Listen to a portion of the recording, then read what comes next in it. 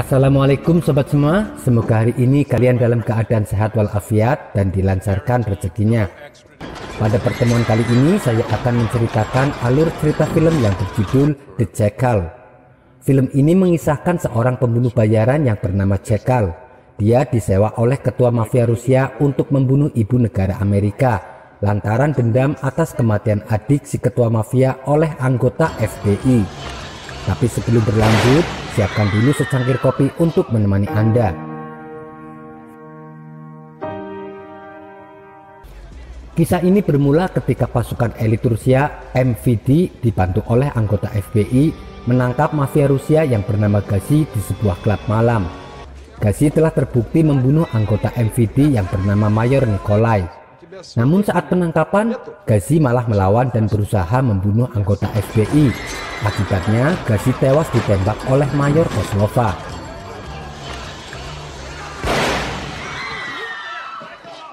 Atas kejadian itu, ketua mafia yang bernama Terek ingin membalaskan dendam kematian adiknya. Ia menyewa pembunuh bayaran yang bernama Jackal. Terek meminta Jackal untuk membunuh ibu negara Amerika. Jackal menyanggupi permintaan Terek, tapi dengan syarat misi ini tidak boleh ada yang tahu. Dan bayaran yang diminta Jackal terbilang fantastis, yaitu 70 juta dolar atau sekitar 980 miliar rupiah.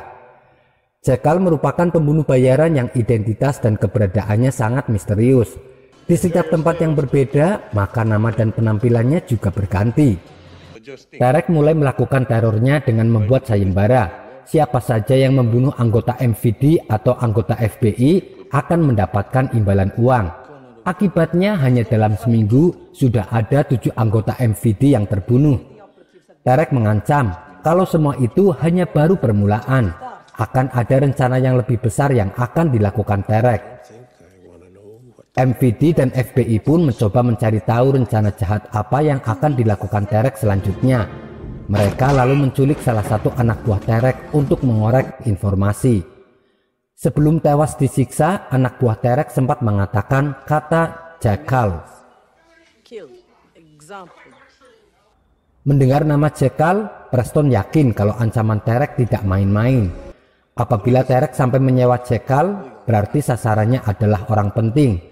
Tapi baik anggota FBI maupun MVD masih belum tahu siapa yang akan menjadi targetnya. Sebab Jackal adalah pembunuh bayaran yang sangat misterius. Siapa dan bagaimana rupanya tidak ada yang tahu. Hanya ada satu orang yang tahu siapa dan bagaimana sepak terjang Jackal.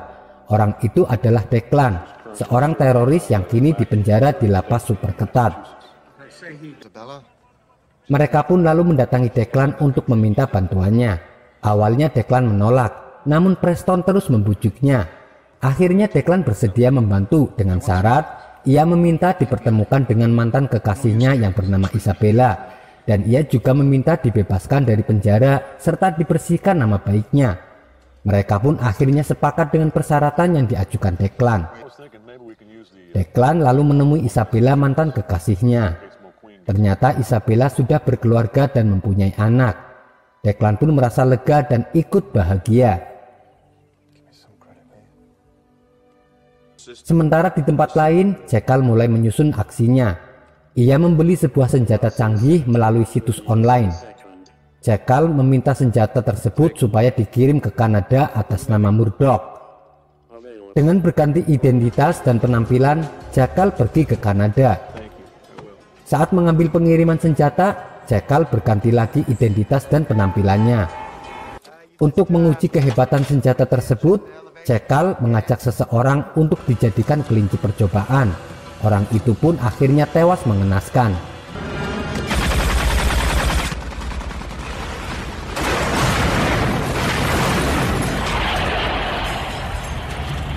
Tidak berapa lama kemudian, berita tewasnya orang tersebut sampai ke telinga Declan dan para polisi. Mereka pun segera menuju ke TKP.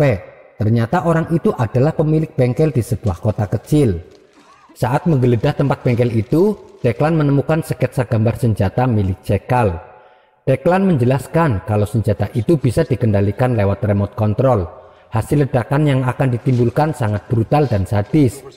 Mereka pun semakin penasaran siapa yang akan menjadi target pembunuhan Cekal dengan senjata besar seperti itu. Sementara itu di tempat lain, Cekal menyembunyikan senjatanya di perahu bot yang ia beli.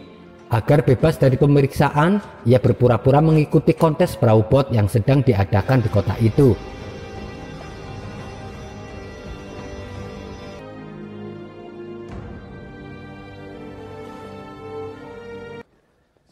Namun aksinya Cekal bisa dibaca oleh Declan, karena untuk membawa senjata sebesar itu agar lolos dari pemeriksaan adalah menggunakan perahu. Declan pun mengajak para polisi menuju ke tempat kontes perahu bot tersebut. Di tempat itu Declan mencoba menyelusuri keberadaan Cekal. Tidak lama kemudian kedua musuh bebuyutan itu akhirnya bertemu. Melihat kehadiran Declan, Cekal hanya tersenyum. Ia lalu mengambil pistol dan menembakkannya ke arah Declan. Tapi upaya Cekal membunuh Declan berhasil digagalkan oleh Mayor Koslova. Mayor Koslova lalu berusaha mengejar Cekal, namun Cekal berhasil kabur. Selanjutnya Declan mengatakan kepada Preston bahwa ada pengkhianat di dalam timnya, sebab Cekal sama sekali tidak kaget saat melihat Declan membantu polisi. Padahal keterlibatan dirinya memburu Cekal hanya tim Preston yang tahu. Awalnya Preston menyangkal dan menasihati Declan bahwa misi menangkap Cekal jangan dicampur adukan dengan dendam pribadi. Preston tahu kalau Declan dipenjara karena dijebak oleh Cekal. Untuk membuktikan ucapan Declan, Preston menyadap ponsel semua anggota timnya. Dan ternyata dugaan Declan benar. Salah satu anggotanya telah terbukti berkhianat dengan memberi info kepada Cekal tentang keterlibatan Declan. Awalnya mereka mengira kalau sasaran Cekal adalah Isabella. Mereka pun memindahkan Isabella ke suatu tempat yang aman. Namun keberadaan Isabella akhirnya diketahui oleh Cekal. Ia membunuh semua anggota polisi yang menjaganya, termasuk Koslova.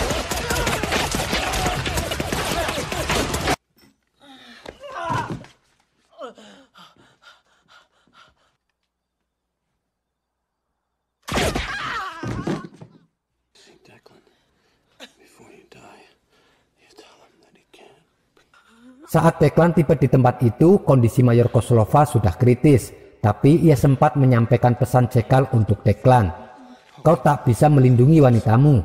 Sesaat kemudian Mayor Koslova pun meninggal. Isabella yang selamat dari pembunuhan mendatangi Declan.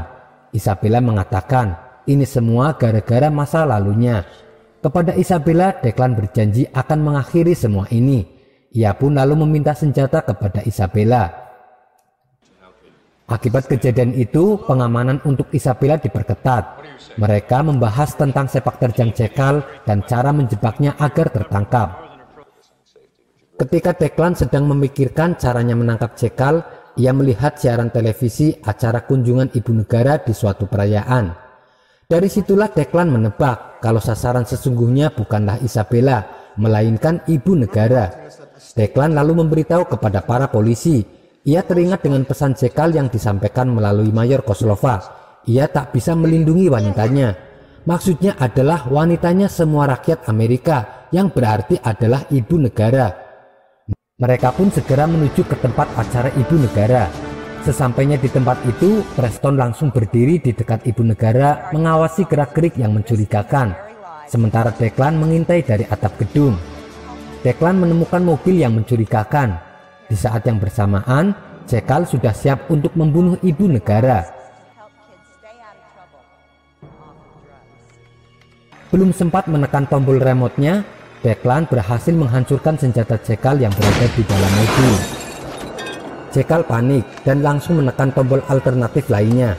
Rentetan tembakan pun berhamburan mengarah ke ibu negara, tapi sang ibu negara berhasil diselamatkan oleh Preston.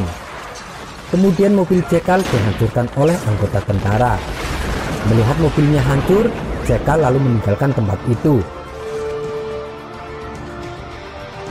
Keberadaan Cekal akhirnya diketahui oleh Declan. Ia pun langsung mengejar Cekal. Cekal lalu kabur berlari menuju stasiun, disusul oleh Declan. Di situ Disitulah mereka berdua saling adu tembak. Declan berhasil menembak kaki Jekyll. Dengan kondisi kaki terluka, Jekyll melanjutkan pelariannya ke sebuah gedung. Jekyll lalu menyandera seorang wanita dan meminta Declan untuk meletakkan pistolnya.